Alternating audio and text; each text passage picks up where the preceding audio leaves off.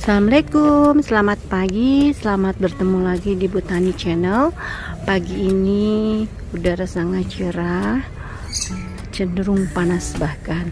Semua sehat ya dan harus bahagia. Pagi ini saya ingin menjelaskan tentang salah satu tanaman yang sudah jarang ditemukan di perkotaan ya, terutama kalau di pedesaan mungkin masih banyak.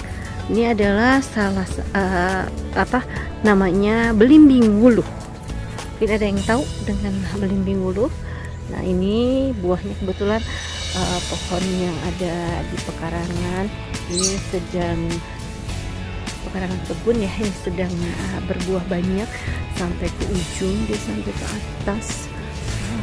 Insya Allah mungkin akan banyak tuh sampai ke atas.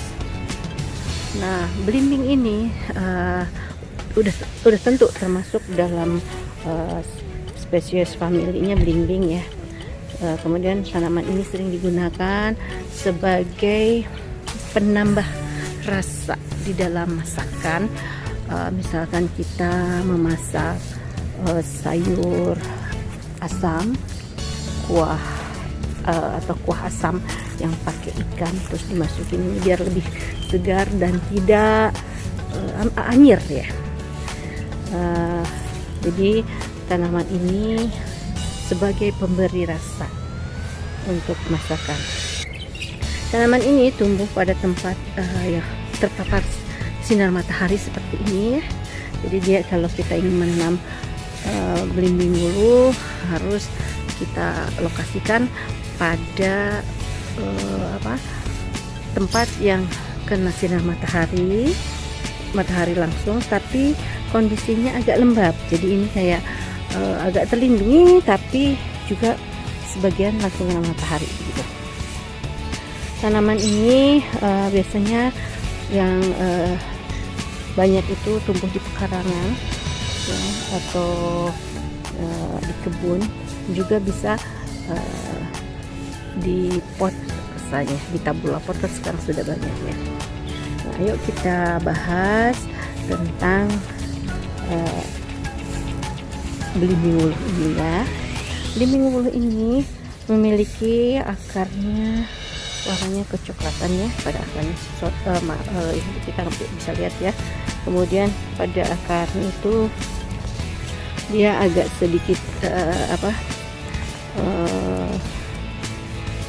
tumpul ya, atau ada tudungnya dan ada sedikit lengket di sini. Cairan ini dia untuk melindungi akar ketika menembus tanah ya.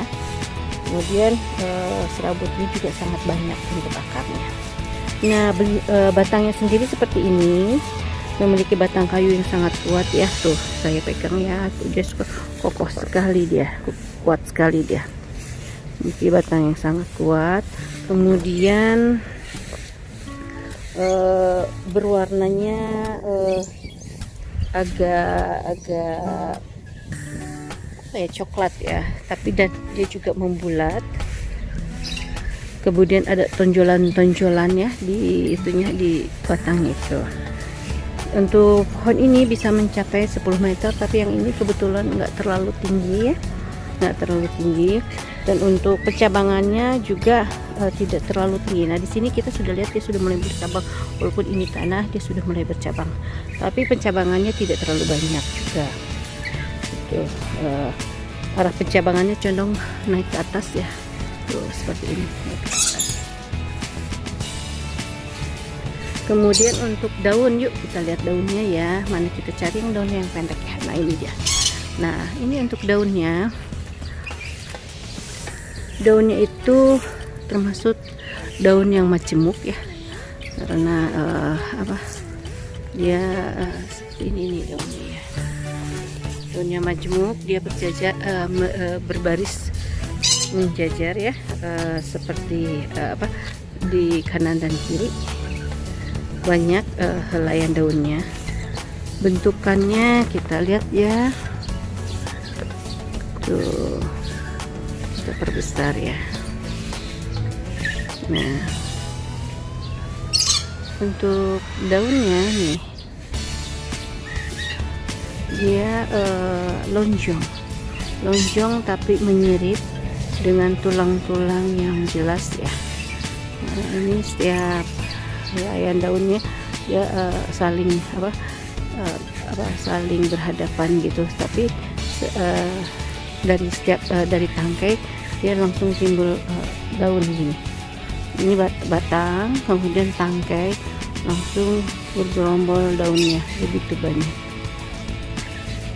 Untuk daunnya ini sendiri rentan sobek ya, karena kalau jadi teksturnya sangat rentan untuk sobek.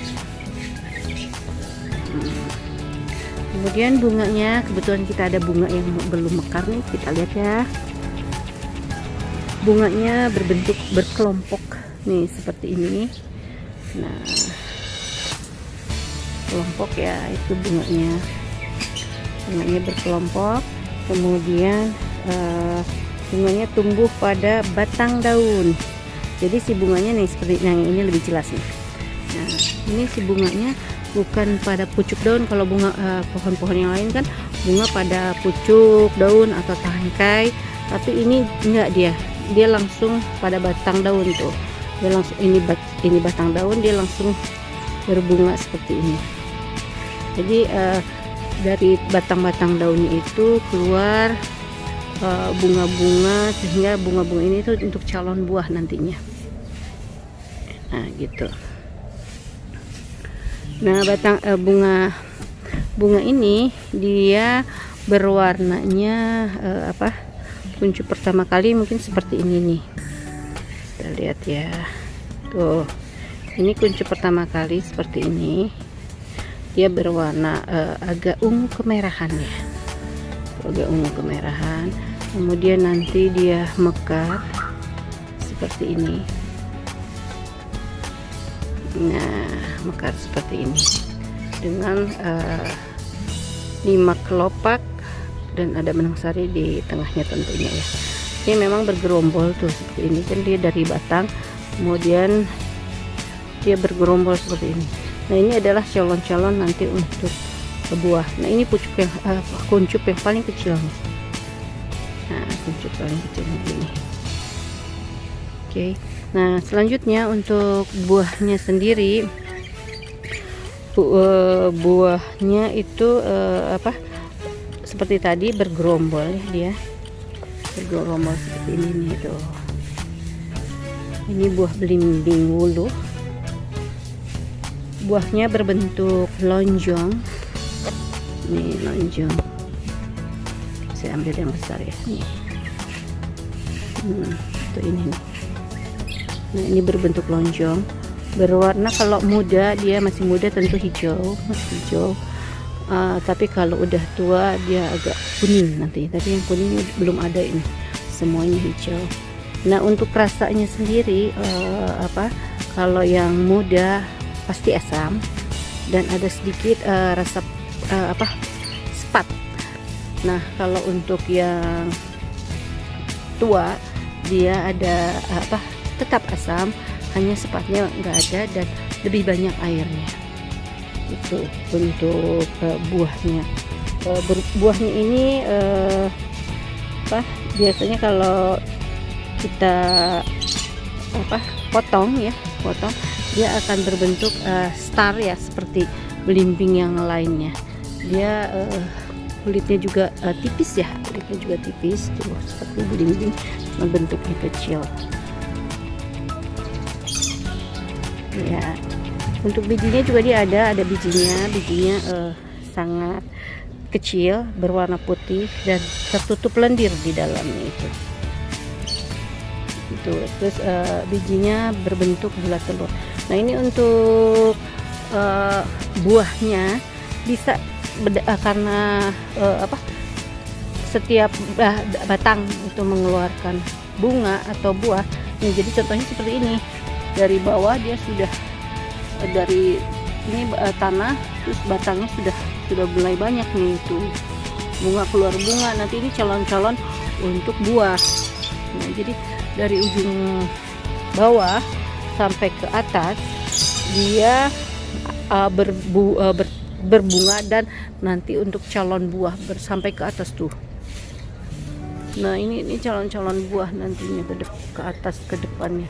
Ini masih lama kayaknya untuk semua berbuah ya, karena berbuahnya tidak berbarengannya, tidak serempak dia. Masih ada yang calon bunga, masih ada tapi ada juga yang buah udah besar ya, tapi yang kuning belum ada gitu. Untuk penanamannya seperti tadi saya bilang, dia harus diletakkan di lokasi yang kena sinar matahari. Kemudian untuk perawatannya juga gampang, sangat gampang sebetulnya. Dilakukan aja penyiraman pas penanaman pertama kali, dipupuk ya. Paling kalau lagi mogok berbuah baru kita pupuk, tapi kalau masih saya rasa nggak usah ya. Jadi ini kebetulan kemarin sudah dipupuk pakai NPK, jadi alhamdulillah jadi banyak begini. Terus paling kalau untuk pengendalian hama, kalau ada aja baru pakai insektisida, kalau nggak ya nggak usah gitu. Mungkin itu untuk belimbing wuluh ya, belimbing yang tentu sangat asam tapi menyegarkan, dan katanya sih banyak khasiatnya, cuma saya belum tahu hasilnya apa aja.